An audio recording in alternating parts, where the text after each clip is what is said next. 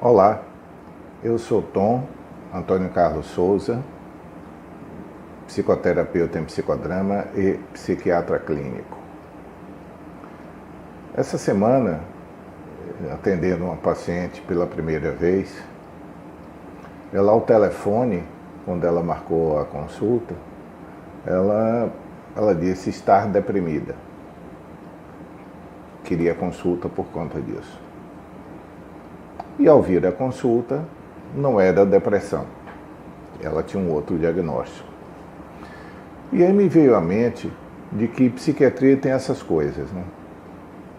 Frequentemente a gente evita dar nome aos bois por conta daquilo que eu sempre repito, dos diagnósticos psiquiátricos eles terem um caráter agressivo, ofensivo ou desqualificante. E aí aparecem palavras que são genéricas. Há alguns anos a palavra era estafa, então quando alguém tinha algum problema psiquiátrico, dizia-se que essa pessoa estava internada ou estava em tratamento por estafa.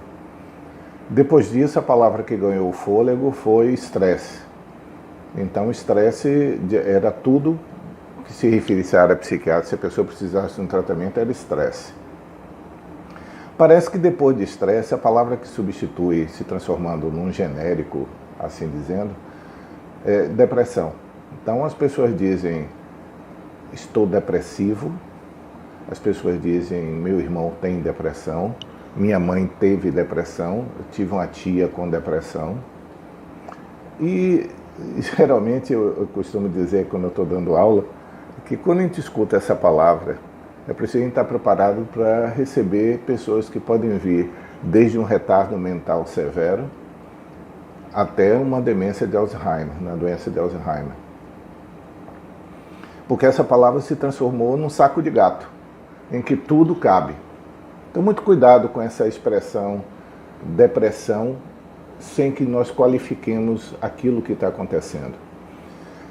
E depressão não é apenas estar chateado, não é apenas estar triste, não é apenas acordar um dia, como às vezes eu escuto o paciente dizer, mas ontem de tarde eu fiquei depressivo. Não é uma dor de cabeça a depressão, é um estado.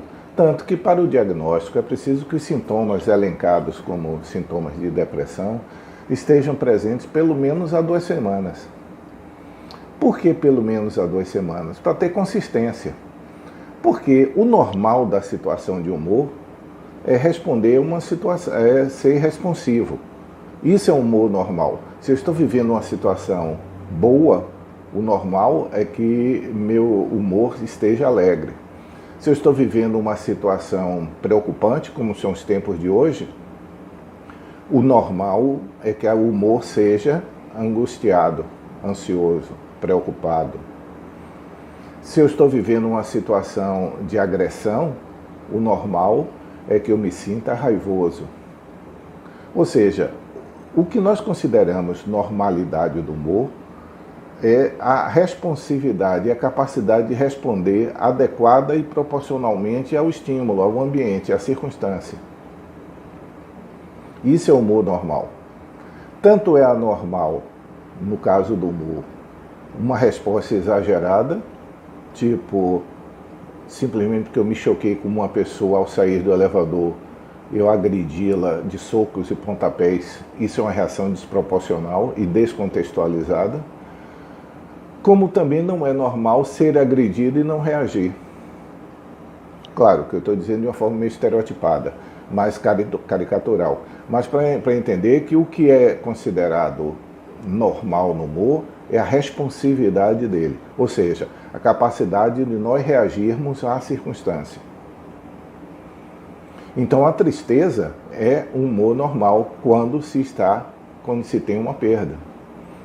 Tristeza não é depressão. Tristeza é a resposta a uma perda. Tanto que nós usamos a expressão luto quando nós temos uma perda específica para um ente querido, alguém que nós conhecemos que morre, nós dizemos luto. É uma reação de luto, é uma reação de tristeza. Por que é uma reação de tristeza? Porque ela está sendo proporcional e adequada. Vamos imaginar qualquer nível de perda de alguém próximo da pessoa, ou alguém que seja do nosso campo de interesse, a reação do humor, a reação natural do humor é tristeza. Agora, o que seria desproporcional? Seria ou a intensidade ou a inadequação. Como inadequação? Algo acontecer fora do meu campo de relações e eu dizer que eu estou profundamente triste porque uma pessoa específica morreu e vi uma notícia de que um artista morreu. Dito dessa forma, parece uma coisa muito linear. Porque, por exemplo, eu há pouco tempo, no dia 29, foi aniversário de morte de Raul Seixas. Então a morte de Raul Seixas, para mim, embora eu não privasse da intimidade dele, mas Raul Seixas pertencia ao meu átomo social. Ele pertencia ao meu espectro de relações afetivas. Era alguém importante na minha vida. Portanto, a perda dele foi significativa como se fora de um parente ou qualquer outra coisa. A morte de John Lennon. Então, por ser o Beatle, também uma marca na minha vida. Então, se pertence ao nosso campo de interesse, se pertence ao nosso átomo social, como nós dizemos em psicodrama, ou seja, o campo de relações afetivas, positivas ou negativas, mas de importância na nossa vida, a reação natural a essa perda é a tristeza. Mas a reação, para ser reação, é preciso ser proporcional e adequada. Porque se na intensidade, por Raul Seixas ter morrido, por exemplo, dando um exemplo, em 89, quando ele faleceu, se por causa da morte de Raul Seixas eu parasse de trabalhar, eu deixasse de fazer as coisas que eu fazia, eu me recolhesse em casa choroso e passasse dias e dias e meses assim, essa reação é inteiramente desproporcional. Ainda que ele fosse e seja ainda uma pessoa importante no meu átomo social, mas a reação que eu estou tendo, a intensidade dela é desproporcional ao que aconteceu. E a duração? Acredito que todos que estão me escutando já tenham perdido fisicamente alguém da proximidade afetiva, do seu átomo social, como nós dizemos no psicodrama. Como é naturalmente? Na CLT você tem direito a 3 dias. No 4º dia você tem que voltar ao trabalho. Se você não for um servidor público, em geral são 8 dias. Ou seja, em nossa cultura, em média, em torno de uma semana, a nossa cultura espera que, por maior que haja sido uma perda, a pessoa tenha mínimas condições de retornar ao trabalho. Obviamente, ninguém espera que alguém que voltou ao trabalho depois de uma semana ou 4 dias esteja em plenas condições, mas tem condições de voltar. Em média, tem. E como o luto é um aspecto cultural, nós temos um padrão cultural para cada grupo social tem o seu padrão cultural de cultivar o luto. Então, no interior de Portugal, na cidade de Nazaré, que é uma vila que era uma cidade de pescador, o natural é que houvesse muitas viúvas. E essas, uma vez viúvas, sempre viúvas. Elas tinham que usar a cor preta todo o tempo da vida e não saiu desse papel de enlutadas. Mas isso era cultural. Imaginar que aconteça aqui no Brasil isso. Nem os enterros hoje as pessoas vão de preto. Não é mais hábito nosso, como era na minha infância. As pessoas eram uma atitude formal. Hoje as pessoas vão para o enterro com a roupa que estiverem, colorida se for. Nem as pessoas da família usam mais preto. Então isso é uma mudança cultural dos hábitos de vivenciar o luto. A liturgia do luto muda com a cultura. Mas ainda assim tem um padrão cultural.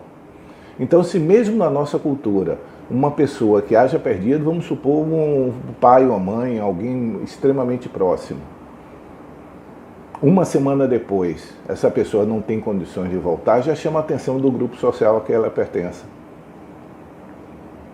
Então, essa extensão já começa a se analisar para uma transição de uma reação de luto para um episódio depressivo maior.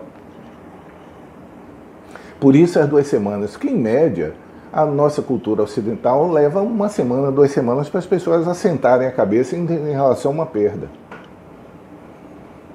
Mas em média, 2 semanas depois, a maioria das pessoas já terão, claro, temos que dar algumas considerações. A depender da forma da perda, pode ter maior ou menor intensidade. Mas uma perda, vamos dizer assim, sem nenhum outro agravante, uma perda por doença de uma pessoa idosa, que é a perda afetiva que conta, não a forma da perda, em média, na nossa cultura, 2 semanas é um prazo para a gente distinguir de que se nós estamos presenciando uma vivência de um luto ou se nós estamos vivendo a transição para um episódio depressivo, disparado por uma situação de perda, mas mantido por uma situação não mais sadia.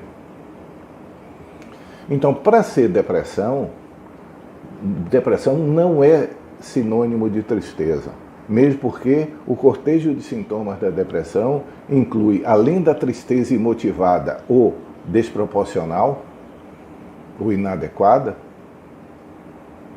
a perda do prazer.